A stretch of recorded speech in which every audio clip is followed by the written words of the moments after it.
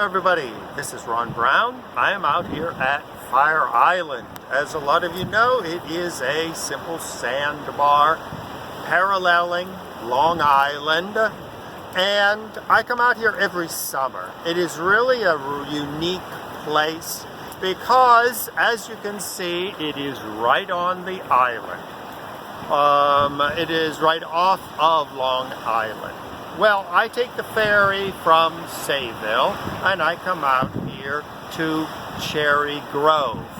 Now, at the south end of the island, as I walk down here, you'll see that we see the ocean. I don't know if the audio is going to come through with the wind, but you can see the ocean, you can see the dunes, and you can see the houses right up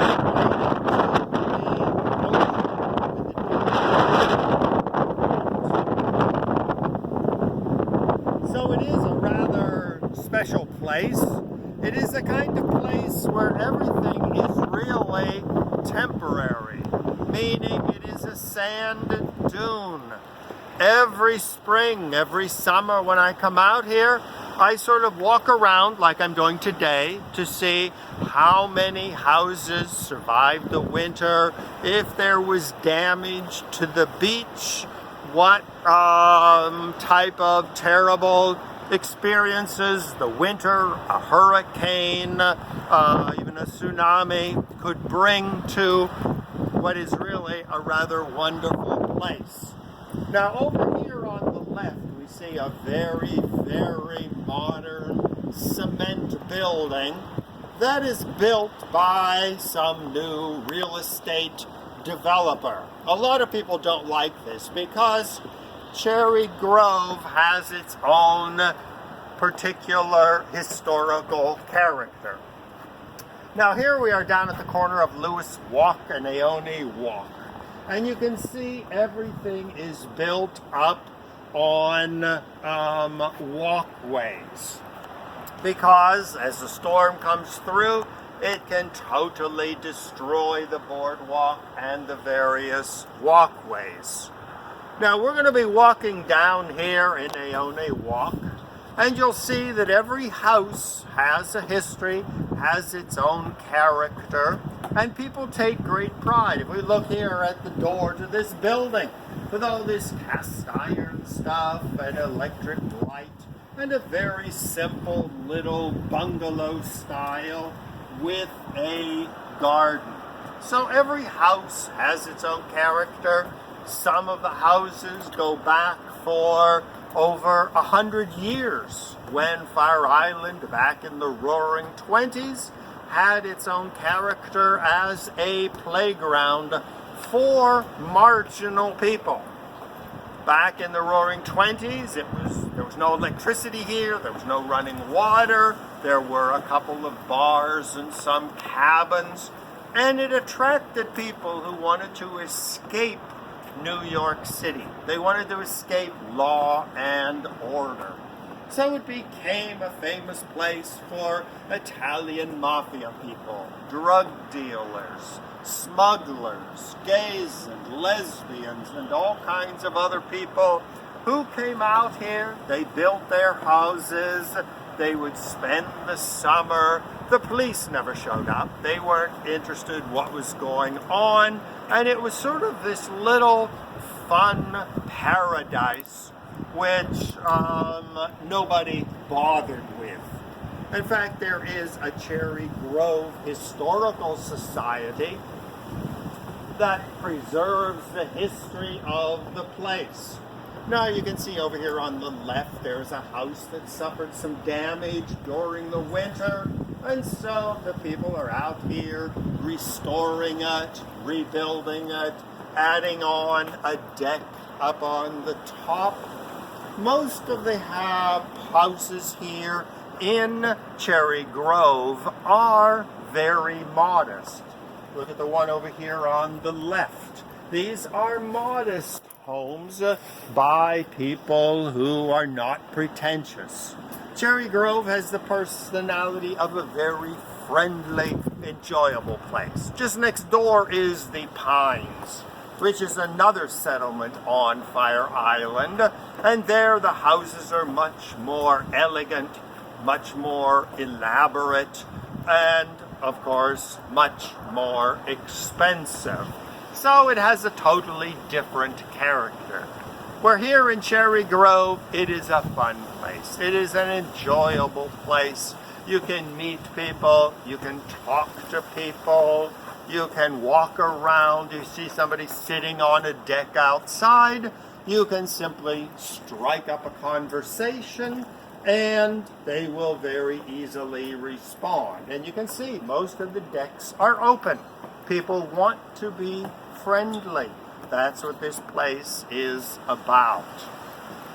Now, I have been coming out here during the summer for well on to 20 years. Now, of course, when I was back in my 20s and 30s, I didn't have money to stay here, but many a times I'd come out in the morning, spend a day at the beach, spend a day wandering around, and then when it got dark, I would just find somebody's porch that had a nice deck chair.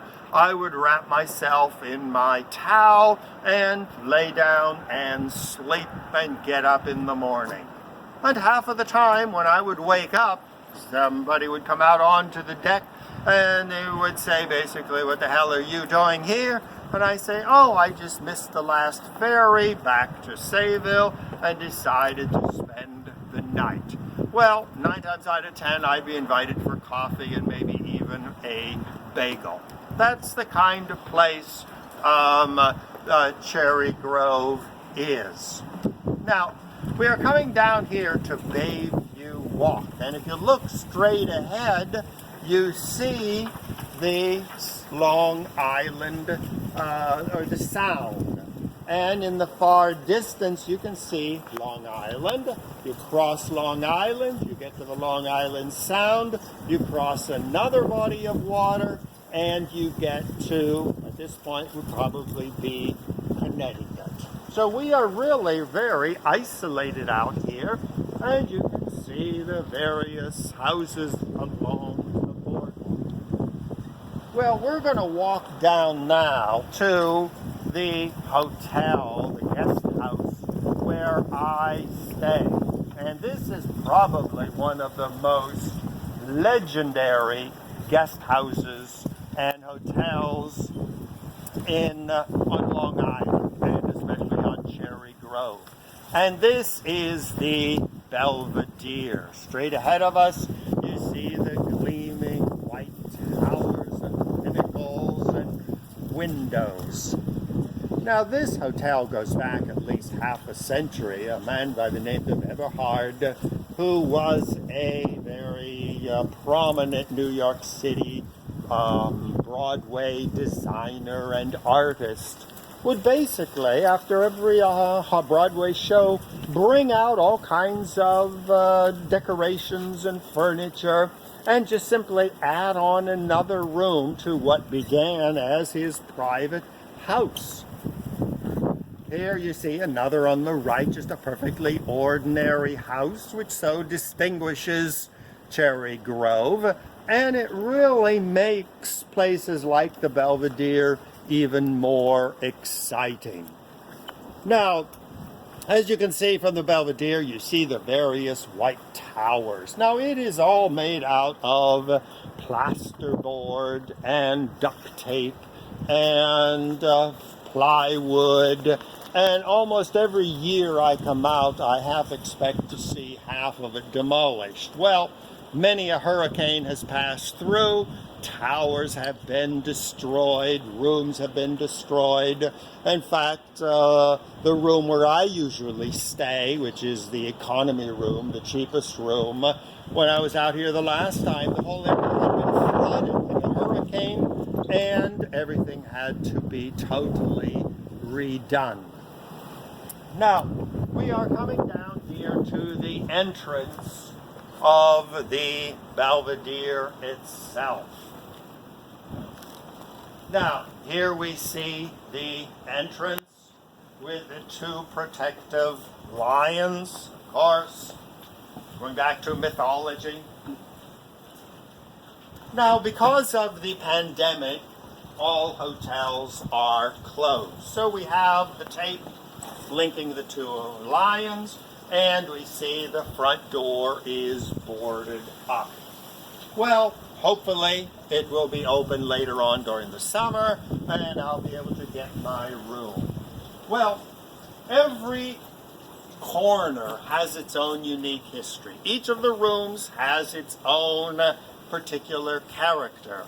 The Marie Antoinette room, which is typical French. My favorite room is in the tower up here. You see a room which has 4 windows. I love that because I love the sun to stream into my room in the morning and wake me up. And then I can sit in my room and I can watch the magnificent blood red sunset in the west. This little tower here has its own character. So many people have spent such wonderful vacations out at the Belvedere that when they died, they wanted to continue residing in the Belvedere. So this is a small chapel. And if you look through the front door there, you can see the barrier, it's open. You'll see little vases and little boxes containing the ashes of patrons who so loved the place and spent so many vacations here that they wanted to spend their eternity here at the Belvedere. So it is really an absolutely magnificent place, a TV room up in the top with a beautiful view of the bay going up to Long Island. I've sat in this upper room and seen so many magnificent sunsets that could only be captured in a movie. And this is one of the great landmarks of Fire Island and of the Cherry Grove area. Now, as you can see, it's all made of wood and plaster, and quite often I wonder if it's more super glue and duct tape than it is actual concrete or wood structure. But like everything on a barrier reef, on a sandbar, nothing is really made to last an eternity. It is made to endure, to be changed, constantly upgraded. And so every time I come out, I'll see something new. I'll see a new addition. I'll see a room that was so totally damaged by the storm that it is ready to collapse. Now, down the street here, you can see the boardwalk raised up, constantly being repaired. It goes down and it ends in a dune area where no construction is permitted. And then you continue further through the dunes and you come to the Pines, which is another little settlement, summer settlement on Fire Island. So, this is one of the wonderful places that I decided to visit during this time when everybody is supposed to be on lockdown. Who knows when it is going to reopen? Who knows what the future is going to be? But it is just great to come out here and to experience a resort when nobody is here. When there's only one person, a caretaker, permitted by law to be in the Belvedere to making sure that nothing happens. The ferries run on a very, very reduced rate. But this is really sort of a chapter in Fire Island that everybody's going to be talking about for years into the future, the era of the Great Pandemic.